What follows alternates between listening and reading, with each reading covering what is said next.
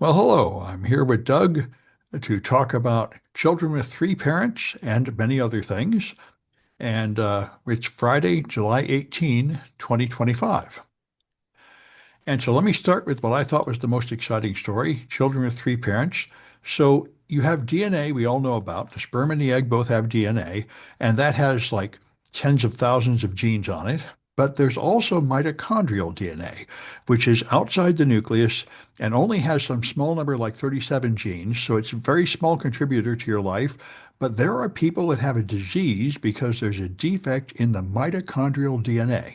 And the mitochondrial DNA comes only from the mother and never changes. And that's why they've traced it back to like try to find out Eve, the first human mother of us all, through it. So what they do is they take the original mother and father, fertilize an egg in in vitro fertilization, and then they have a donor donate a fertilized egg, and they suck out the nucleus, which contains the information from the mother and father, from the original parents, and they inject it into the donor egg, removing the nucleus that was in there. And so this creates a child who has the main DNA from the original mother and father, but the mitochondrial DNA from a different mother. And the eight babies have now been born after this that are all healthy and they don't have the mitochondrial DNA genetic defects. So it's pretty amazing. They have two mothers and one father, and it fixes the problem.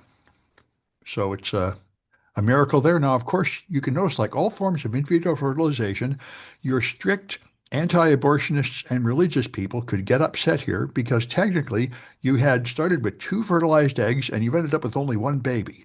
So one of them was discarded in this process, and you can get excited about that, but the fact is a whole lot of natural pregnancies are spontaneously lead to miscarriages, about half of them during the process, and there's a lot of loss in the ordinary fertilization procedure too. So, I mean, if you want to pretend that every egg is sacred and everyone must lead to a child, it's never been that way. Yeah, Yeah. it's more in the order of 80-90% are spontaneously aborted. I didn't know it was that bad, but I knew it was a lot. And I know, Yeah. and it said that the anti-abortion people get mad about IVF because typically you make something like eight fetuses or eight fertilized eggs and you throw away all but one of them. So it's a similar loss factor. And the only thing is you're sort of doing it deliberately, scientifically, instead of letting it happen naturally. But um, it has the result that parents who couldn't have a healthy child can now have a healthy child. So I think that's great. Yeah, so here's the question. Are there two what's the question I'm thinking of? Yeah. There there there two fertilized eggs Yeah. or The just donor, one? two, the donor egg has to be fertilized, and you have to suck the nucleus out of that and throw it away and put in the nucleus from the other fertilized egg because all you want is the mitochondrial DNA from that one, but it has to Oh, be I fertilized or it see. wouldn't grow. I see. So whose egg originally it gets implanted? Basically a donor. You have another woman Yeah. donate an Oh, egg okay. which is Okay. fertilized Okay. in So IVF. so what I will call the biological DNA from the cell, from the egg. Yeah. Well, they're both, but the human portion, the non-mitochondria. Boy, Yeah. we gotta watch how we pronounce or Yeah. say that. Okay. So the non-mitochondrial, that egg is discarded. Is That's right. I see. I see. It's the only thing you So keep it's is the fertilized technically, egg, but not the nucleus. Yeah. yeah. Now this brings up an interesting legal question. Yeah. Whose baby is it? Yes, that's another issue. I mean, this child really has two mothers and one father. And one Yeah. mother contributed like 99% of the DNA, but the other mother contributed only the mitochondrial DNA. So this is where, But the one that contributed the mitochondrial DNA yeah, created the package and yep, all the machinery, the proteins and everything that's yeah. needed for life. Yeah, and so here I think you hit a situation like, for example, transgender people or gay people. You pretend that you can sort people into like male and female, and everybody has one mother and one father. And the fact is, biology is a lot messier than that. There are people that do not fit simply into these categories. This person really has two mothers and one father, just like there are people who are not exactly male or female. There's something sort of in between. And the world is just complicated, and you're trying to divide it into these artificial categories doesn't work perfectly. Yeah. Well, Sam, here's a question that's a tough one. Yeah. Define what characteristics make someone male versus female. Well, remember in the Congress, the careful Supreme Court justices all said, "I can't tell you." They would say, "What is a woman?" And they refused to answer very wisely. I mean, I Yeah. would say 90% of the time it's pretty easy. The women have breasts and stuff, and they can have babies and things like that. But there's a good portion of people, like maybe 10%, where they really have features that are not clearly female or male, and it's And complicated. And and what do you do when you have intersex, that's right. which are There's which are intersex people. both? There's people born sexless. There's the transgender people. There's a bunch of people that just don't really fit neatly in either category. And so you keep, from the viewpoint of the law, if you want to define like a law about protecting women, you got a big problem defining exactly who does that law cover. Yeah, and you know the under the law, who determines if you, what the sex is That's right. based on the doctor or medical professional that's Yeah. attending the birth. And how often do they get that wrong? Yeah, now we have sex changes and stuff. I mean, that's why Yeah, the yeah, but Republicans keep if trying to simplify this yeah, down to whatever's on your yeah, original birth certificate. That's it, as if that's going to be perfect, which it's not. which it's not, right? Yeah. And you know, the Olympics had this issue. I don't know if you're aware of that, Oh, right? yeah. And they also had the XXY, Well, wait. XYY. Yeah. If you go back to the Olympics, Yeah. how was it determined that Yeah. the athletes would compete as male or female? Yeah. I don't Do you, really know. yeah, so the answer to that is they had a team of doctors, and all the women athletes would have to become naked and Yeah. strip down and essentially parade and be prodded and poked before they were allowed to compete. Yeah. And then I remember the Russians had people that were XYY that, or XXY or something. So they actually had a Y chromosome and therefore had some male properties, but they appeared female on the outside and they tended to win. It's, Well, there was an East German athlete. The way yeah, this kind of blew up yeah, in the 60s, I think it was, is there was an East German athlete who was raised female, who was yeah, believed to be female, yeah. and then turned out later to be male. And it was just a mistake because it wasn't obvious which sex they were. Well, there's also people where what happens is two sperms go into the egg. Yeah. And so they really have XXY or XYY. Yeah. So you could use chromosomes, but there are 27 different variations of chromosome that are viable. So Yeah, it's not a binary, you're one or the other, you're yeah, one of 27. You yeah, could use, yeah, right? You could use external features, yeah. but that's not always correct, Well, right? this this is a fundamental issue, I think, in the whole world. Yeah, Do you hold to your theory even when it doesn't match the data, or do you accept that your theory is wrong when you find data that contradicts it? yeah. Yeah. And, you know, Sam, to take this one step further, what happens if the egg is a male egg, but the DNA codes for a female? What In makes other words, how could the egg be male? I thought eggs were always female. It's only the sperm that could bring in the Y. well, but it has to be a fertilized egg for Right. both, right? So it's got X and Y. Now, what else happens? I'm just saying, what if the fertilized egg Yeah. that they, oh, I see. Uh, the fertilized egg that's used as a receptacle Oh, is male. well, sure. But you've sucked out the nucleus and threw it away. So the X and the Y from the mother and father of that egg have both been removed. Yeah, but originally it was male. Well, the nucleus was male, but you threw that Right. away. The part outside the nucleus was always female, and that's all it ever could be. Yeah, from religious point of Oh, view. well, that's the problem. If you have a Yeah. theory where, Yeah. everyone has one defined sex at the moment of conception, and you refuse to let go of that theory, even though the evidence says it's not true, then of course you created a problem. Yeah. Yeah. That's the issue. Yeah, And you know, to make this even more complicated, we know that all human life starts out as female. that's right. All the male And then, features don't come in till later. right, Yeah. exactly. Yeah, that's right. Exactly. Yeah, yeah. That's right. All right. And then, There's frogs and stuff that and salamanders that actually change sex. If there's not right, enough males, they will change sex. So, our whole dividing humans into male and female is just an approximate rule of thumb. yeah. It And doesn't really cover all the cases at all. I'll leave one last case that was an Indian athlete who was a woman, clearly Mhm. a woman, who was told she couldn't compete. Why? Do you No, remember this? no. This was a big story because her natural testosterone levels are too high. So it looked like she was taking dope.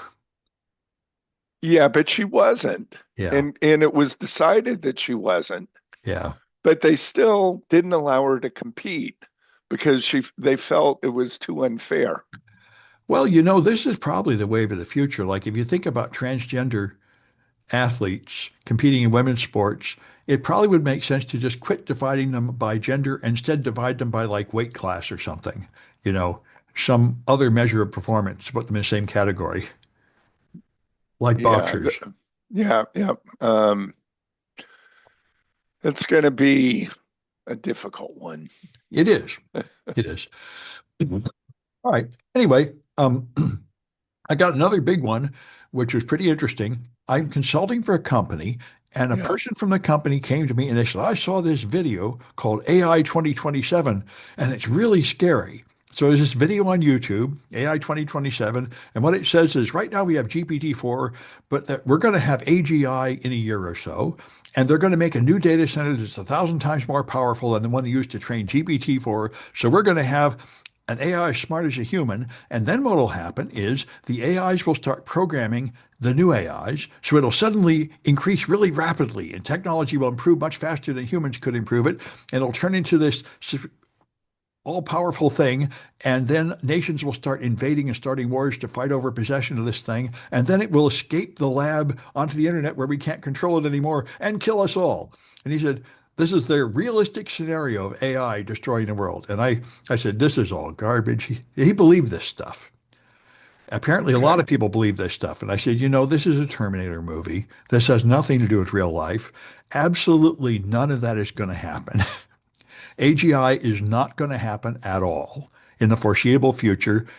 The data centers are not going to get that powerful. In fact, the data centers are already so hard to run that they can't even make enough power for them.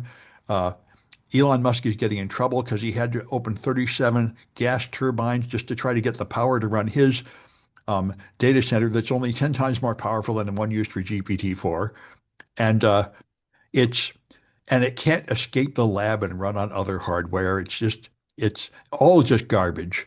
And anyway, so I wrote up a document guiding companies how to deploy AI with references and put in links here, which I thought would help.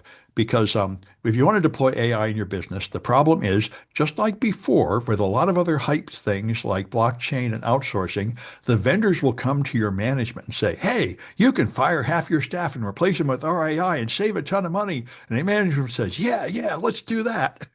And that's all not true. And so I wrote up a document explaining this with a lot of references, how Gartner has interviewed people and found that half the companies that rolled out AI in this manner are now trying to roll it back and bringing the humans back because they find out that the AI doesn't really do that good a job. And what you can do is if you want to deploy AI, you have to find the tasks that are redundant and repetitive or that involve analyzing a huge amount of data or something and do those with AI under the supervision of a human like a Yeah, tool. That's how you integrate AI into your business and benefit from it. Trying to replace your humans with AI is not an effective use of AI because the AI doesn't have any sense. It doesn't understand anything it's doing.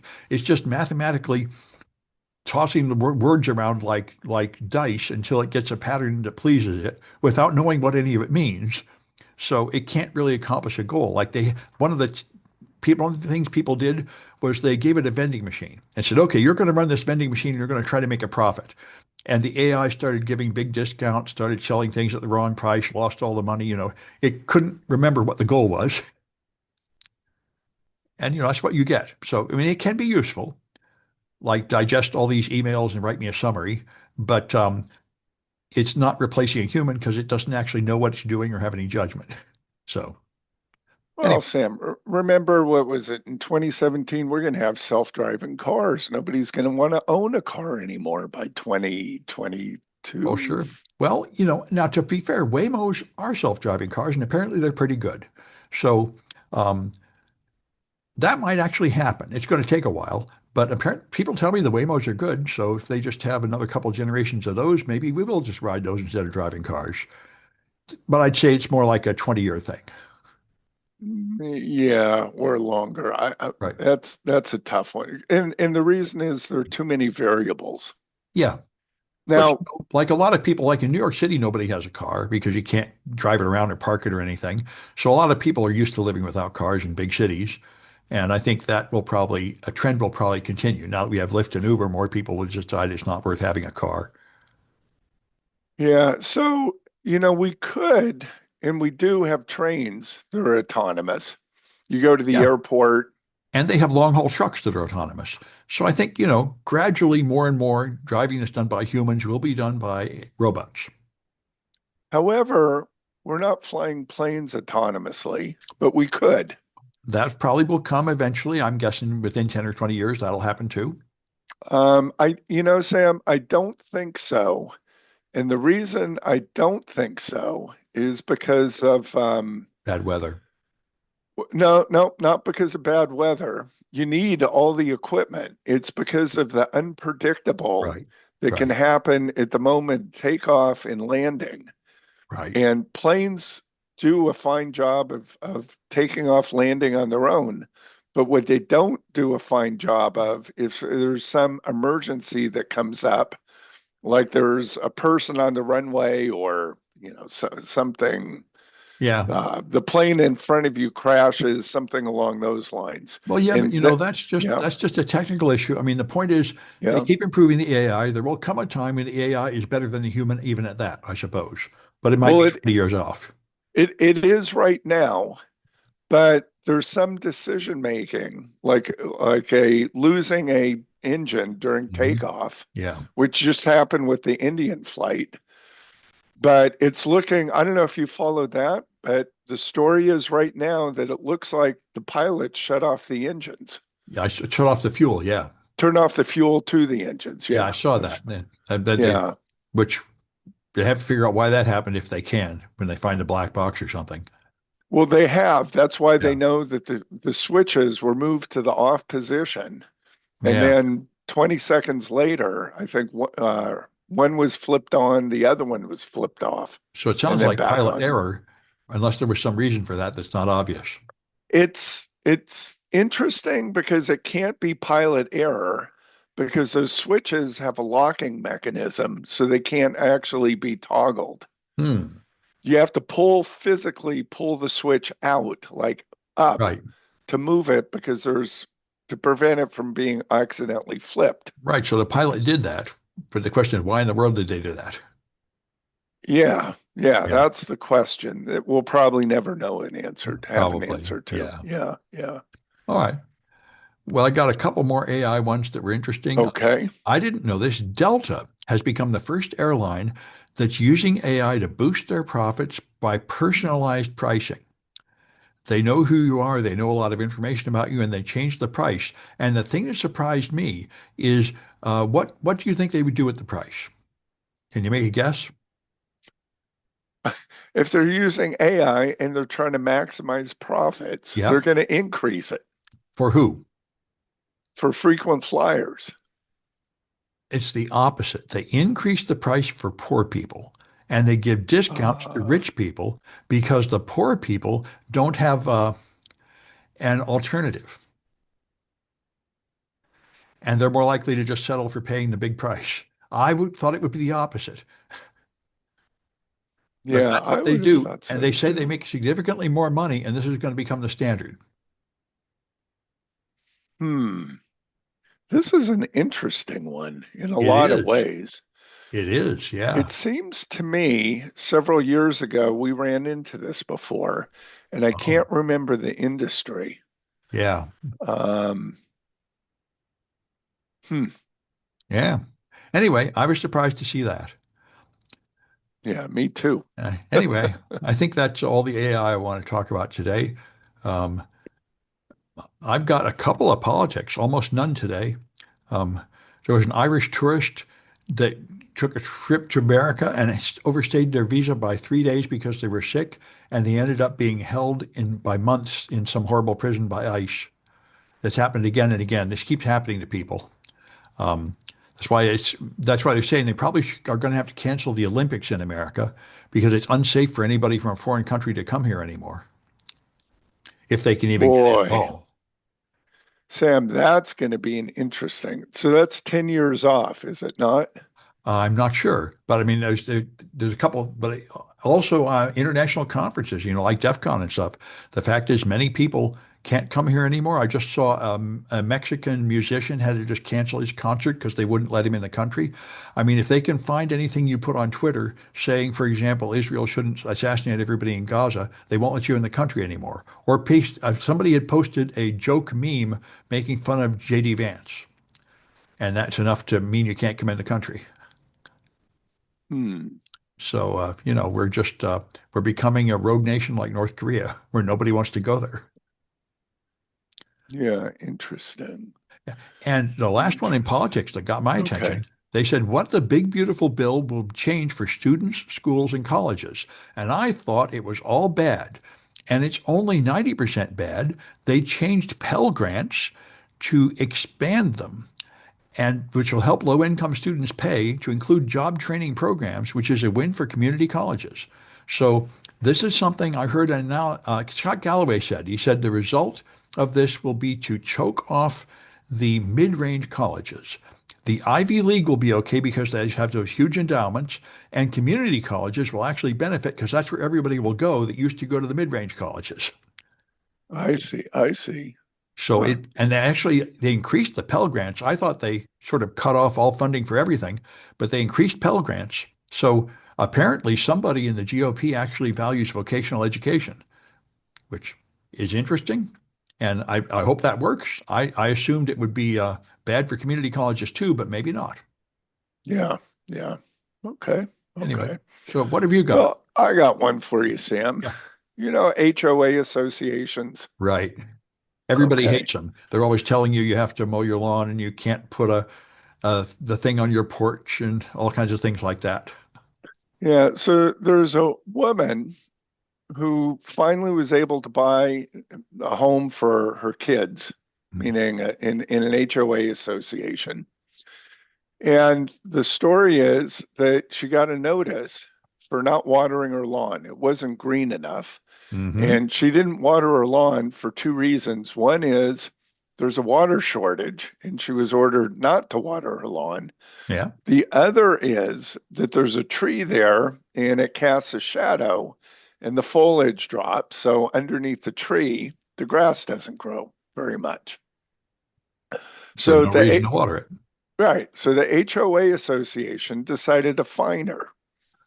They did fine, they brought her into court, and the judge ordered her to make the lawn green. Ah, So what's happened is she's not that familiar with the courts. You know that she doesn't have any lawyer experience. She couldn't afford to hire a lawyer. She was representing herself, and the ah, judge gave her time to essentially plant the lawn and okay. demonstrate that she's trying to comply before assigning a fine to her. Now, she was driving she picked up her daughter from school. She got stopped by a police officer who then found out that there was a warrant out for her arrest, arrested her for not watering her lawn. No, I'm joking on that. Arrested her on the warrant for Mhm. failure to appear in court. She wound up spending, you ready for this, a week in jail for not watering her lawn. Well, because she had some other offense which led to the warrant, right? No, no. The Oh, warrant, the warrant, I should be clear on oh, because this. she failed to appear to like prove she'd planted the lawn. Well, Correct. that's like contempt of court. I mean, if you fail to Yeah, appear, yeah, that's right. yeah, Okay. Yeah. yeah, yeah. So the judge who is hearing the case originally didn't hear why she was in prison, Right. or sorry, in jail, why she was being held. The family members and other people fixed the issue, showed that there was a green lawn there, and the judge said, "This is ridiculous. I'm letting you out right now." Well, that's nice when that happens. Yeah, yeah. It So doesn't, anyway, yeah, that's a big story. yeah. You can HOAs can have you arrested if you fail to show up in court. Well, I'll yeah, leave it at yeah. that. Well, I've got another one here, which All right. led to quite a spirited debate on Policy Security Weekly.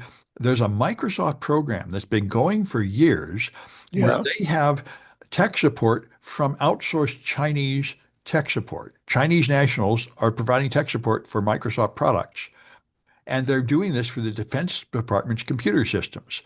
And what they have is they have it's data that requires clearance. So there's a American with clearance, but not technical, supervising the technical assistant from China to make sure they don't access things they're not supposed to. And of course, that's ridiculous because a non-technical person won't notice the Chinese person running a suspicious script that exfiltrates data or something. But apparently, this has been approved many times.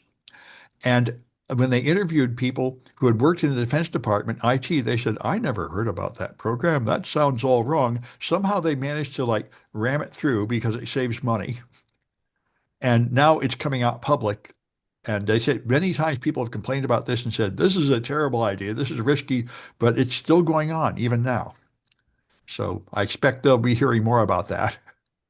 I see. That's interesting. It's not like top secret data, but it is data which has some degree of classification, which is not supposed to be seen by hostile nations like China. So, and the Office of Management and Budget has made a draft memo setting standards for quantum security. It's moving to post-quantum cryptography. Everybody is moving towards this gradually. It's not an official document yet, but it's on the way there. Okay. So I'm glad to see that. I've been writing projects where students learn to deploy post-quantum cryptography. Peter Gutman, a New Zealand researcher, has published an article saying this is all garbage. Post-quantum cryptography is garbage because quantum computers are useless, which they really are. I mean, a few years ago, I heard the largest number that had ever been factored into its prime factors in a quantum computer was 15, and now they've factored 21, that is 3 times 7, because, you know, the qubits are so noisy that you can't remotely build a short circuit that will actually accomplish anything important. And so he's saying, you know, there's no need to worry about this. But, you know, that's the question. The question is, will it grow as fast as Moore's law, getting better or not? I mean, it'll either be able to crack RSA in like 20 or 30 years, or maybe that will take 300 years. Nobody knows. Yeah. Yeah. Yeah. And, you know, Yeah. cryptographers tend to be super conservative. You know, if there's any conceivable way to crack it, they say that's no good. We ought to make a better one. So, We'll um, see. Time will tell. It's too early. yeah, a friend of mine sent me an article and asked me, is this real? And I looked into it, and it is real. There's a company called Epirus, which makes a product called Leonidas, which is supposed to take down drone swarms, which is a really important issue. If you look at like the Ukraine war, both Russia and Ukraine are blowing each other to bits with drones.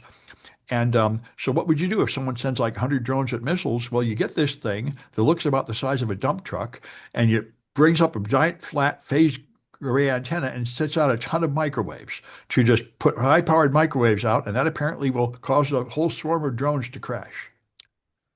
So it's the first practical defense I've heard against drones because I don't think it's practical to shoot them down with bullets or missiles or lasers or anything. Well, you know what the new trend is with drones is they're going back to World War II Nazi era, which is spooling out cable or fiber optic. Right. And I think that's the issue. I mean, this apparently the microwaves will just impair the operation of the drones. It's not just stopping the control circuit. It's actually, you know, messing with the electronics that make it go. That's why they say lasers would have to hit just the sensitive area of the drone. It would have to know what the drone is built. This is like a general attack that should pretty much take down anything electronic, I think.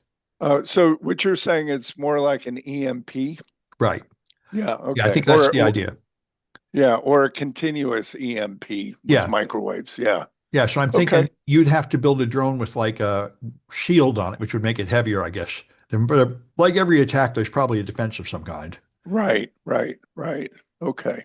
Yep. But anyway, they got a whole bunch of money, and like sure, up to, I think the latest funding round was $250 million. The Defense Department is really going to buy these things and deploy them because I think they're very concerned about drone attacks. I would be. It's like the ultimate smart missile, and you Yeah, really need some kind of defense. yeah, yeah, yeah. Yeah, Interesting, huh? yeah. And I think the only thing I'll mention a couple more of these.